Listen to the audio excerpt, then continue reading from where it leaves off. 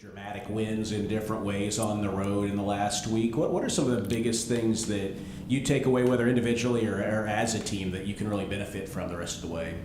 Maybe Kyle, start with you. I think as a team, just knowing, kind of like Jana said before, like we're not a team that's going to lay down, especially with the four seniors that are four-year seniors that we have. Just being in an environment like that before, knowing what to expect. Like, I think it was like my freshman year when we played Alabama, we were down 22, being able to come back from that, just knowing what to do in those moments. Also, we've played at Iowa State before, you know, knowing that their crowd is going to be intense, and we just have to take that with us going forward on how to prepare, how to execute, and how to be able to prepare and execute in those moments. Yeah, I feel like we just learn what to do and what not to do, kind of thing. I feel like we go back and watch those games and you see like, man, like it's right here how easy, this problem can be fixed, or, what we've been working on, stuff like that. And I think using that to push us to be better, to not want to keep making those same mistakes, because, Coach Tony made a good point yesterday, like one rebound could have cost us the game, a couple days ago. And so just really honing on to those main points and taking those as we go down our season, because it's only going to get harder. It's not going to get easier. Everyone in the Big 12 is good, and then once you go past that, you're going against the most elite competition. So I think really just preparing ourselves for the next level and next steps of our season. AJ, you and Bugs both didn't play a lot in the second half against Oklahoma State. What's the mindset? And you both bounced back really well. What's the mindset to kind of stay positive, be a good teammate on the bench? Because I also saw both of y'all just going nuts on the bench during the comeback. Yeah, we didn't take it as anything. The people who were in were giving us that spark. So, we're going to sit there and we're cheer for our teams. I mean, me and Bugs were having fun, probably a little bit too much fun. But, no, I think just being able to do that and know that we can come the next game and still give what we need to, even though it might not have been in that previous game. So just staying positive through everything, because we are a team and we want to see it, our teammates succeed. And so that game was just so happy I was just so happy for like Kayla and Kyla. They were doing so good, so just being able to see them do that when maybe I just wasn't doing my job enough, to know they always have my back. Kyla, when Coach Green comes to y'all with the plan, the defensive plan that you did have against Iowa State, did you question it at first, or were you surprised at kind of, this might be unconventional, but this is what we're going to do? Like, what was your first reaction to that defensive plan? Okay, let's do it. I never really questioned Tony's game plan, because it always works for us. Now, when we got down to the last few minutes of the games and Jada started hitting and they were slowly coming back, that's when I was like, okay, do you want them to step up now? But I think that the game plan honestly didn't come as a shock to me, because that's kind of sort of how we played it last year as well. So, is the confidence y'all are feeling right now something that you can carry over into these couple home games? It should be, but we shouldn't get blinded by it. These are two really good teams that play really well. Colorado with their length, and Kansas just took Iowa State to the brim not too long ago, just like we did. So I think we need this confidence, especially after some of the games that we've had before coming into Big 12, but we shouldn't get blinded by it.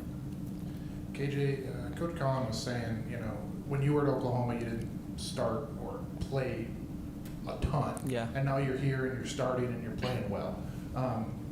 Did you have this in you in a way? Like, did you have kind of this ability to start and play well and consistently and all that in you somewhere? Yeah, I've always had it. I just need somebody to believe in me, and that's what Coach Nikki did. All I needed was a chance, and so I took that chance to prove to her, I want to be here to help this team, whether it's offensively or defensively. I just didn't really have the chance nor the confidence. I think this program gives me a lot of confidence. I used to struggle with that, and coming here, I'm able to build it back up. So just being in this position, I'm just so grateful to have her as a coach, honestly. That was cute. AJ, I think 3 3-pointers for you in that game. Does that how have you developed that part of your game? Is there more there? Yeah, I've always been a shooter. I just kind of Yo. tucked it in my bag a little bit, so I just had to let y'all see a little bit of that. But nah, yeah. I think just having that confidence to shoot that three, and Nikki giving me that confidence, my teammates giving me that confidence to shoot it, just makes it feel a lot better. Y'all had a couple of road games where you don't have a lot of distractions around you. You get back home. How do you maintain that laser focus and not let anything else distract you from being here at Foster? Yeah, I think just being home is amazing. We love being here at Foster. The fans. We'd love to see more people come because it just fuels our game. It gives us energy to feed our energy to them. So I think just being home is always an advantage for us because who wouldn't want to be home? And granted, I hate traveling. So I think it's just always a plus for us. It adds on because when you're on the road, you think about it, you're down 10. So it's harder to win games on the road. But when you're here at home, you're able to have fun and just kind of be yourself and open up to see and show these people really who you are. All right, ladies, is it safe to say going into the game against Iowa State, you guys were considered the underdogs? And we talked a little bit about that confidence, but how do you keep that underdog mentality, that grit, and that that grind in the next coming games? Just kind of like something that Coach Nikki always says is like you go into a game underdog, you have no pressure on your shoulders, you have no you're not coming in expecting to lose, but people are expecting you to lose. So you don't have anything to lose. You can go in, you can play fun, and it gets even more fun when you get to win those games. Coming home, and now it's like, okay, we might be even with these two teams, it makes it even more fun because it's like, well, I still get to battle you, but now I get to battle you and have even more fun. I think that's kind of the mentality that I can take on it. I don't know about KJ. No, yeah, like I just said, being down 10, I think it's more fun being underdog. You really have nothing to lose. You can play bad, you can play good, but all the pressure's on them. It's not on us. We just need to go play basketball. So I'm thinking just go hoop. You have nothing to lose, just to have fun. I think that's what we really hone on to is just have fun. You know what I mean? It's just basketball. Life is so much serious outside of it, and we just have this 40 minutes just to have fun and play with each other because we're not always gonna have it. So I think just really focusing on that and really just seeing why we play together and why we love the game of basketball. Kylie, you were talking about the seniors that have been here 4 years. That's becoming more and more rare. What has that experience been like for you? And as you continue to grow, what's that experience been like for you here? I'm not gonna lie, I didn't know how rare that was until somebody said it to me. I was like, well, I don't know. I kind of always thought some seniors at some schools have been there for 4 years. But it's been honestly an amazing experience, coming in with these people. I'm 17, 18 years old, and growing with them. It's been honestly amazing. They've become some of my closest friends, and, it's been a blessing. Kyla, one of those seniors, Bella, obviously her maybe offensive game isn't where she wants it or it has been in the past, but how important is kind of her attitude and especially her defense to this team and where y'all want to go? Yeah, Bella's the head of our defensive snake for sure.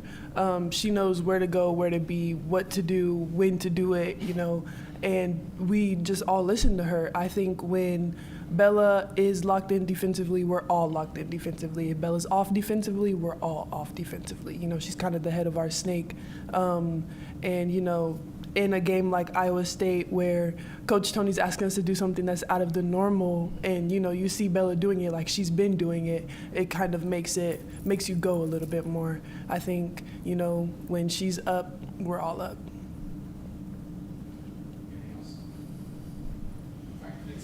Thank you, guys.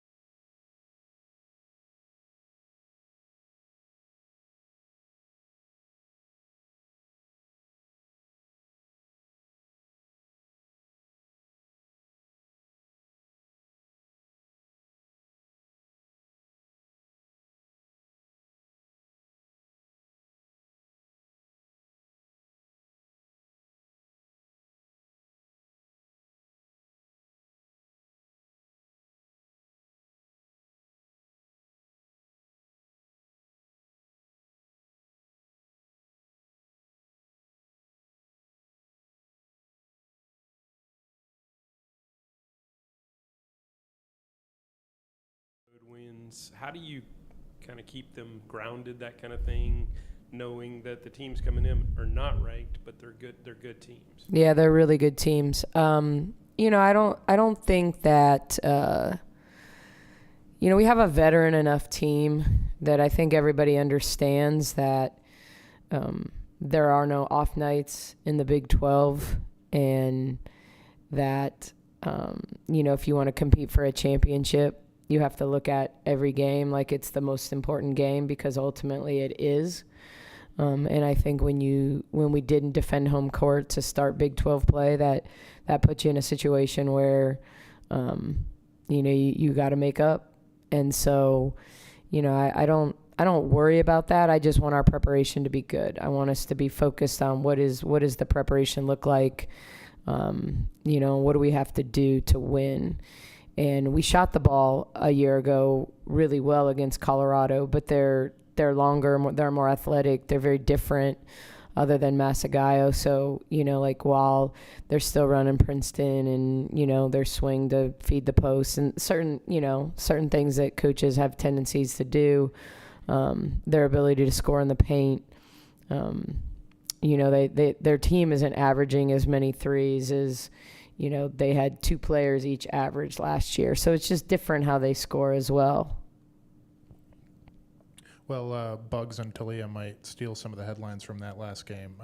KJ's 3 threes were pretty big as well. How has she embraced kind of stepping into a starting role after not doing it at Oklahoma? And what does she mean to this team overall? Yeah, I think, I think she just wanted an opportunity, and I think she saw an opportunity here. I think we sold her on an opportunity because there was an opportunity here as well. But I think, there was a time when, in particular, Tony really challenged her to show up, or it was going to pass her by. And, when her effort increased, she's somebody that she picks up stuff quickly. She's going to know your play. She's not the one that's going to get that stuff wrong. But just kind of owning what she's good at. And, but really it's about how do you show up every day, and consistently show up. And I think, she went from the person that Tony was probably on the hardest to the one that he was using as an example of, hey, Kayla, look what happens when, you show up. And so I think her threes have been good this year. I think she's 3-point capable. I think it's looked really good coming out of her hand in practice. Did I anticipate that she was going to go 3 for 3? No. Did I think she would make a couple? Yes. Our goal with her, and quite frankly with Kayla as well, had she played more minutes, was you're always going to be open. Like they will play, Crooks will play our 5s the same way we played Jada Williams. Like, she's not coming out. And so that idea of understanding when the right time to take it is really important, because we can work for good shots, and if we don't get it, you're still going to be open. First 5 seconds, last 5 seconds, you're always going to be open. And so it's a nice luxury to have. I told him, like, we don't have a problem in this game feeling like we can't move the ball side to side, because even if we get the ball stuck on one side, all we have to do is step our 5s out to reverse the basketball. They're not going to keep you on one side of the floor. It wasn't the kind of defense we were going to see. So I liked how she was able to turn some stuff down, set screens for us, and then find places where she was wide open, or like that last 3, which was so valuable. Shot clock's running down. We've run action, and she's open. And so it's finding where, she can be good for us. I don't think this game, I think they'll play off a little bit, but they're not going to play off like Crooks, So it's going to be, every game's a different feel. Bugs, with their big rebounding day Sunday, moved into the program's all-time top 10 list, which is a pretty great list of names. Griner, Sophia, Kalani Brown, others. What does it mean to you to see her listed, in this program, in the record book like that? You've been here for all those rebounds. What does a milestone like that mean to you? Yeah, it means, that class was the first class that said yes to me. Bugs was the first McDonald's All-American that said yes to me and to Baylor. And I think she's been who she is. I think she actually went through a little spell early in the season where she wasn't Bugs, and like we got Bugs back. And I think you get to be a senior and there's a sense of urgency, and you see your name on draft boards, and there's a lot of internal and external expectations. And our challenge for her was just be Bugs. Like, you got on these lists by being someone that runs the floor, that sets screens, that separates, that goes to the glass. Just don't worry. If you get 8 rebounds, it's okay, because the next game you're going to get 12. If there's one thing you can guarantee is Bugs is going to average a double-double, and that's exactly where she's at, because nobody pursues the ball on every possession like her. And you make a mistake if you try to box her out, because she's probably by you. You really have your best shot by trying to go get it, because if not, she's probably going to get it before you, because she's already on her way. And so I thought her offensive rebounds in that game were so impactful for us. Yes, she's going to grab defensive rebounds. They don't send very many. Iowa State doesn't send a lot of players to the boards, but it's the extra possessions and the momentum that you get from getting offensive rebounds that are so impactful with her.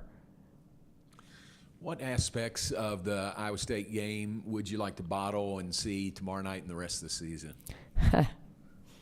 Well, we have to guard everybody, in this next game, these next couple games. But I think from a game plan execution, I thought we were pretty locked in. I thought our screens, regardless of whether we got a few illegal screens, I thought we set a lot of good screens.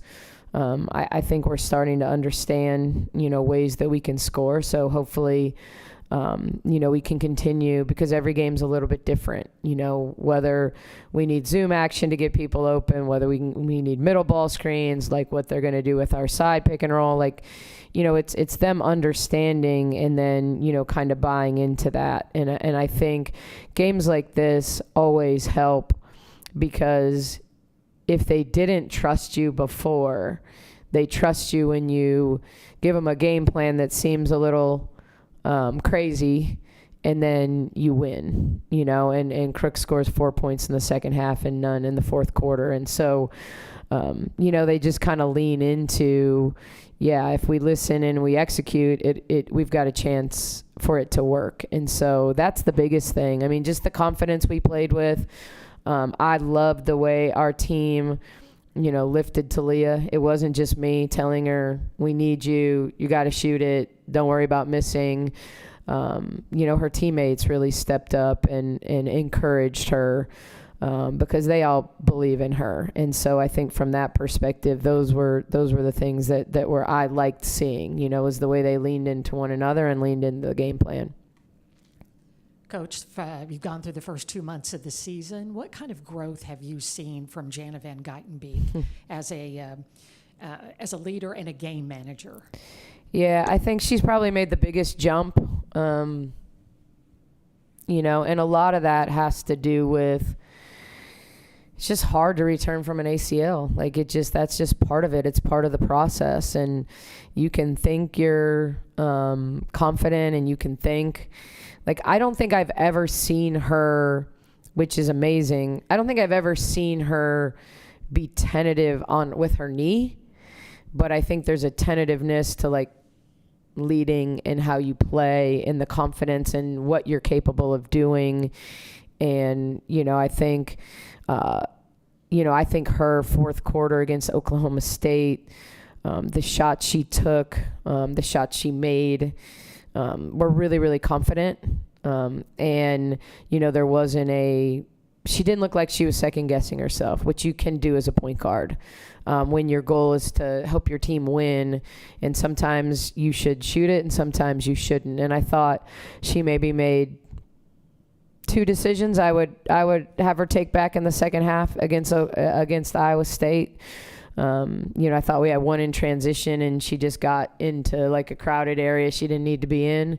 And then I thought she took an early, really long two, where we could have probably gotten a better shot, and she could have made it. It wasn't like it wasn't open. I think, it's reading time and score. It's reading momentum. It's reading to me, but I think she's growing in what is the expectation in this game. There's games she's had to, lead, and games that she can defer, and it's get the ball to Talia and be a spacer because she's an elite spacer. So I think it's helped that with the games and seeing the ball go in the basket, that gives you more confidence. She's always been a good shooter, but when you don't make shots, you start to question yourself. And, the same way we need Bella to, step up and make shots because she's capable, but you get in your head when you get in one of those spells where you're missing shots. So it's the same thing Bill Fenley wants to see. I saw out of Addie Brown, she hasn't scored the ball well in the last two games, and, be aggressive and hunt shots so that you can see the ball go in the basket. Nikki, you mentioned that first class was the first ones to say yes to you. What's that been like for them to stick with you to stick with them for now 4 years when that's not the norm in college basketball? It's really interesting. I won't name names, but my first year here in January, there was a potential opportunity for us, and I remember saying, I went into Bella and Bug's home and I told them that they would have an opportunity, and there were many times their freshman year as I watched this other player lead her team in scoring and have great success, that I thought, was that the right decision? And at the same time, I think even though we took our lumps playing two freshmen a lot of minutes, I think they've helped define this program under me, and I think they've done it the right way, and the confidence they got by playing through mistakes as freshmen helped them be leaders. Muggs was a captain as a sophomore, with a bunch of fifth-year seniors on that group and helped lead us to the Sweet 16. And so there has to be a balance. It's hard to win with young teams in college basketball right now. So you need to have a balance. Ask Kansas State. They're playing a lot of freshmen. And you see these moments where they can play with anyone, and these moments where they go through these spells. And if they stick it out, Mitty's going to be really good because, he had a 4-year class that was seniors last year that won a lot of games. But it's hard sometimes, But I think they're both players that deserve that opportunity, and culturally have helped define our culture. And will it ever be exactly like that again? I don't know. It's hard. It's a different time. The changes that have, they came to college when there was a one-time transfer exception, and so, where we're at is remarkably different, when I recruited them now, it's 5 years later. So, a lot has changed, but I certainly think that class has had great individual success and great collective success, and have really been important for the culture of our program.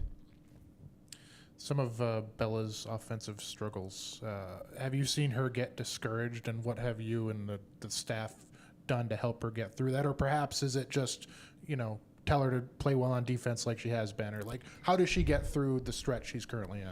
Yeah, I think there's a balance. I think you can overthink, you can overcoach, you can and sometimes you just want to ignore it.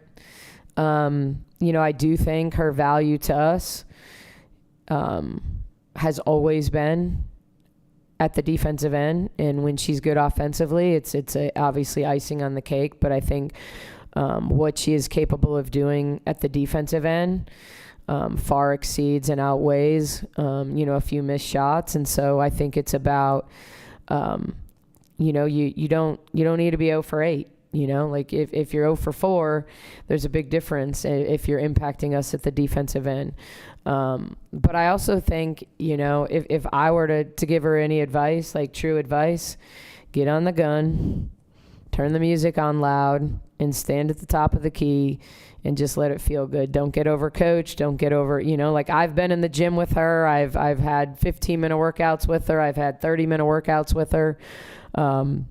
You know, to me, shooting's all about getting it out of your hand right and believing it's going to go in before you shoot it. And the minute you start questioning that, you're going to talk yourself out of making it. And so, you know, I think she's going to make big shots for us. She always has, you know, but I think if she continues to do the little things, if she rebounds, if she runs the floor, you know, she can manufacture offense when she wants to. It's hard to manufacture steals in passing lanes when you're standing on the charge arc, taking away a post entry pass. But she always has the ability, because of her IQ and her athleticism, to read and shoot passing lanes and get a layup, you know, and like those are the ways that I've challenged her to get herself going, get an offensive rebound putback, get a steal in transition, like see the ball go through the basket, you know, draw a foul, you know, she's shooting the ball well from the foul line for us. And so, you know, sometimes just seeing the ball go in the basket, you know, like she was about to be wide open for a layup if Talia doesn't get called for an illegal screen on a little curl screen that we had, you know, and we ran it again and she got fouled on the cut. And so I think there's ways to get her going. But I just, when you overthink it, it makes it 10 times worse. And, you know, if she just stays locked into her value, you know, like every player has a different value, and I've told this team they're going to be as good as they lean in to like what they're best at and their value, and they all have goals and they all have, but ultimately, you know, if they will lean in to being good screeners, being good rim runners, being, you know, like all of those things create value. And you could see in that game, like to me, the first quarter was about Bugs, like Bugs single-handedly rebounding, scoring, impacted the game. The second quarter, you saw Ting make shots. KJ made a shot. Jana made a shot. We had really good balance in the second quarter. The third quarter, we got to the foul line. It wasn't a pretty quarter offensively, but that's the line we got to the foul line. And then the fourth quarter was Talia Scott. And so, you know, everybody had value in what we were doing. Coach, just as a preview for your game against Colorado, I mean, earlier you did talk about the difficulty of playing in Big 12, and obviously the mindset is protect home court, but how important are those wins at home when you're on the road a lot?